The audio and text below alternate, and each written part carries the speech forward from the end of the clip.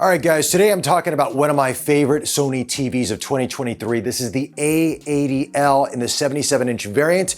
And I also have the Sony HT-A7000 Soundbar as well. I mean, paired together, these are a must-have if you love watching movies, if you love watching any kind of TV show with great sound, great image quality. That's the gist of this video. We're gonna dive a little bit deeper into this because this TV also has some gaming features to it, which I think a lot of you will like, especially if you have a PS5, which you probably do already have, and it pairs beautifully with that. We'll talk more about that in just a second. But right now, let's talk about the A80L in all its glory. All right, first let's talk about the A80L in terms of the feature specs that I have. Now, this is an upgrade from the A80K from last year. There is a different processor in it. It's supposed to be a little bit better in terms of color rendition and image quality, a little bit sharper. The colors look a little bit better, but it's not a huge difference. But it's the overall performance of the TV that I think is going to really impress you first and foremost. I mean, the blacks are great. The one thing about Sony TVs, as you all know, they do come at a premium, but they also do deliver a really good image quality to it. Great blacks, great contrast in terms of the highlights and the shadows. There's a really nice roll off to it, so it looks very natural at the same time, and it's not so harsh and stark as some of the other less expensive TVs out there can look, especially when you're dealing with various different images from, let's say, Netflix or Disney Plus or whatever I may have you. That's the one thing I like about the Sony TVs for the most part. Now, this TV right here, in terms of the design of it, it's relatively simple, as most Sony TVs are. It's pretty much image quality, that's it. The bezels on this are quite slim. It's quite of a slim TV for the most part, except for the very back of it where you're gonna have obviously your HDMI ports and your various different ports in for audio and for video. But on the outside of it, around that area is relatively thin. Now, it is a heavy TV to sort of set up, so you're definitely gonna want two people to do this with you. So especially for a 77-inch, I know this is probably something I don't need to tell you, but I'm just putting it out there. This is a heavier setup, so make sure that you have the right wall mount on this, and make sure that you have someone that can also help you make sure that you don't drop the TV. It's very expensive. Here in Singapore, this is running for around 10 grand Singapore dollars, roughly around 7,000 USD for this setup for the TV alone. The soundbar we'll talk about in just a second. That is a premium soundbar, 7.1.2 Dolby Atmos channel. This is a very, very good soundbar, and it pairs beautifully with this, especially if you're watching movies. Okay. So let's talk about this. The menu system from Sony is pretty much part and parcel what we've already seen before out of the other Sony TVs. It's very user-friendly, very easy to set up, and it's quite fast. I mean, when you turn on the TV at the very beginning, there will be a little bit of a hiccup for it to kind of get warmed up. And once it does, there's no sort of stuttering or jittering. I mean, all the windows just move as you want them to be. Accessing your quick menu system is there. Going from vivid to standard, different picture profiles, to cinema, to IMAX, that's all there. Part and parcel what we've already seen from Sony TVs already. Now, for me, I like to set either at standard if I'm watching YouTube, or I like to go cinema. And now, some people like to set it up at vivid. Now, coming out of the box, it does come out as vivid, but the vivid on this is not as vivid as I've seen from other TVs out there. It has a nice rich color, saturated, but it's not overly saturated. So you may find yourself happy with vivid if you're watching a lot of YouTube or streaming content. You might be like, hey, this is good enough for me, and that's fine. Now, of course, you can micro adjust the picture quality like you can on any other OLED TV out there, and you can really fine tune it. And I would say experiment with that if you want to go into that direction, but really out of the box, the settings that Sony already has kind of preset for you are relatively really good. And that's the thing I like about Sony TVs, is fuss-free. Once you set it up with your Google account, it is an Android TV, you get that up and running, you set the picture you want, the audio, HDMI ARC for, let's say, the Sony soundbar here, you're ready to watch content in minutes. It's that simple. Obviously, you have Google Assistant on this, so you can, talk to your TV if you want to do certain things like that. It's all built into this. So in that aspect, it's like every other Android TV.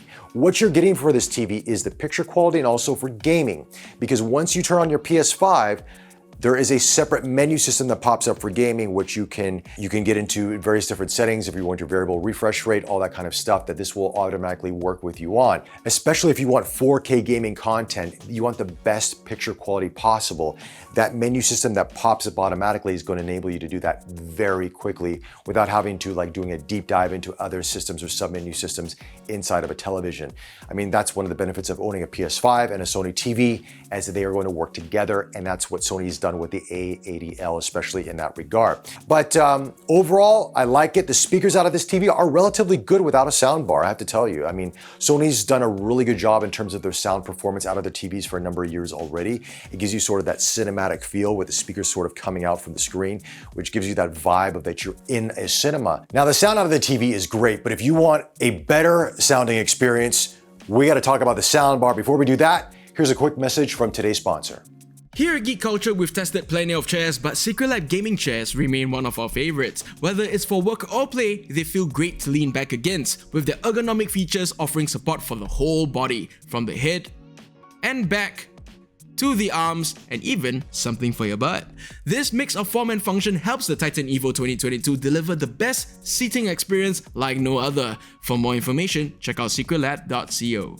When you do pair it with a very good soundbar system, the HT-A7000, things are going to change dramatically for the better. Let's talk about that right now. Now, the HT-A7000 is one of their premium soundbars here. It is a very, quite a large soundbar, as you can see underneath this TV here. This is a 77-inch TV, and it's almost, I mean, I don't have it exactly centered because I got my PS5 right here, but you're going to notice that this soundbar is hefty, it's got a lot of weight, but it has a lot of speakers. They fire up, they fire out, and there's subwoofers in this as well. So this gives you a very good 3D sound in your room. Now, currently in my home setup here, I run Bose, right? So I have two speakers in the back, I have a subwoofer, and I have my soundbar that I normally have set up on day to day. But I found with the HT-A7000 that with this 3D sound effect that they created, what Sony's done with this, I'm not missing my rear speakers. I'm not missing that extra subwoofer. Yeah, good bass is nice to have, but if you're living in a condo or if you're living in an apartment where you don't want to upset your neighbors, something like the soundbar might come in handy versus a dedicated subwoofer that's going to just boom, you're gonna hear a lot of bass and rumble the floor. You don't get that with this, but it's a nice solid bass that just gives a nice dimension to your image, especially if you're watching movies or gaming. It sounds fantastic. Now, this does come at a premium, okay? And there's a lot of various different settings you can go inside of this. It also has Google Assistant as well. But look, the whole idea behind this system, or at least for me personally, is you want something that you can plug it in, you start up, it syncs automatically, you don't need to think about it. HDMI ARC is inside of this, you plug in via HDMI cable into the TV, it automatically recognizes each other, you turn it on, it is on. There's no delay from the soundbar turning on with the TV, it just automatically syncs, and you don't have to think about it. And that's the whole idea behind it. If you want to dive deeper into the menu settings, you can, but you don't need to do it with this. And that's the thing that I love about it. In terms of the design, it's got some fabric on the top, various different black materials, a gloss black on the top of it as well to give it more of a luxe feel, more of a higher end feel. And of course you have the speaker grill on the front of it. Here, now the area where the fabric is at is actually speakers that are shooting up to this part of the TV. So you're coming up, out, and you get this whole immersive sound effect with that. So with this, it also simulates the sound coming through the screen like you would get out of a Sony television already, or like you would get out of a movie theater, but it kind of emulates that with that sort of a projection. So it's quite interesting to hear it. All you notice is that it just sounds more rounder. And that's essentially the HT-A7000 in a nutshell. It's a premium soundbar, but if you have the means to afford it, along with the A80L, you're gonna be very, very happy. Now, are there any cons with this TV that I found or any cons with the soundbar? Look, with the soundbar, I mean, you do get a little bit of an LED sort of text readout when you're navigating through it. It's not the most user-friendly thing. I mean, I wish there was more of you could just put a whole display there and just kind of swipe through what you want to do. It's not necessarily that kind of that soundbar. Maybe they'll do that in the future. So that probably would be a con if I was to knock it on anything, but that's a slight con. The audio performance is there. In terms of the TV, is the brightness of it. I mean, most OLED TVs aren't necessarily that bright, but this one is one of those that you'll notice, especially if you're gonna be watching TV daytime, like for example in this room. If you're having natural sunlight coming into your room like this, even at its brightest setting, it may not be bright enough for you. Now, if you're in a controlled lighting environment, let's say your bedroom and your curtains are closed or it's nighttime, no issues at all with that, or if your family room or living room, wherever you're gonna put your TV at. But if you are gonna be watching this, let's say at, natural sunlight coming right into your room, sometimes it's a little bit hard to see the image as clearly as you would want it to be. I mean, not a deal breaker, but again, most people have curtains in the room anyway. You just kind of close the curtains and you watch it. But at nighttime, no issues. It's a great experience, especially watching TV in bed. Another thing that I like on this TV is the smooth gradation aspect on this. Now, what this is basically sometimes when you're looking at, say, sunsets or sunrises or a halo effect, especially on Disney Plus, for example. That's a prime example we'll show you. When they have the Disney Plus logo, you see sort of those lines that go around the light to the dark area.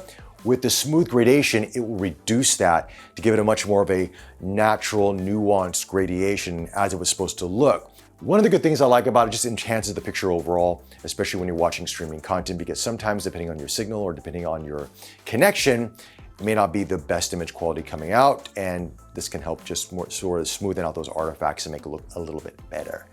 All right, and outside of that, yeah, I mean, there's a lot of settings you can play with inside this TV to really fine tune your image, but the basics are there.